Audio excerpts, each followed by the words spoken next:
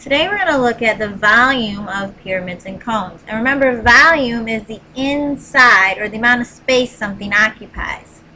For a pyramid, the volume is 1/3 of the area of the base times the height. Now we're not using slant height for volume, we're using actual height. So our pyramid here, 1/3 of the area of the base, well our base is 32 times 32 or 1024. Times our height, which is 30. So 1/3 of 1024 times 30, which is 10,240 inches cubed. A cone has the same formula, 1/3 the area of the base times the height. Or you'll see it written as 1/3 pi r squared h. And the reason that is because the area of the base is a circle, and so we're going to take the area of a circle, pi r squared h. Now, r again is our radius, h is our height, and b is, of course, area of the base. So if we look at our shape here, the volume is 1/3 times pi r squared h. Our radius is 5, and our height is 14.1. So 1/3 of 5 squared times 14.1 is 117.5 pi units cubed. And again, we just keep things in terms of pi to keep it simple and avoid having too many decimals. So let's look at these examples. Finding the volume of each of the figures. Well, in the first one, it's 1/3 the area of the base times the height. We again have a square pyramid, so our base is 10 times 10 or 100, and our height is going to be 12. So 1/3 of 100 times 12 is 400 units cubed.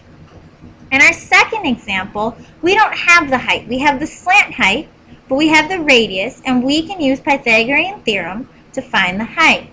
So our height is going to be h squared plus 5 squared equals 13 squared, because h and 5 are my legs. So I get a height of 12.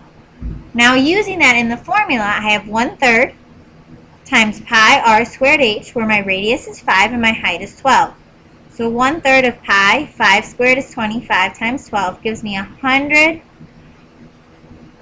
100 pi meters cubed. If you need to, because this is too fast, pause the video and go through each step. Make sure you understand how I go from one step to the next. If not, bring those questions to class. Now it's your turn. Find the volume of the figure. Pause the video and try these examples. The first one, the volume is 96 inches cubed, because our base is 6 by 6, which is 36, and our height is 8. 1/3 of 36 times 8 is 96 cubic inches. And our second one, our volume is going to be 24 pi inches cubed. Our radius is 3, and our height is 8.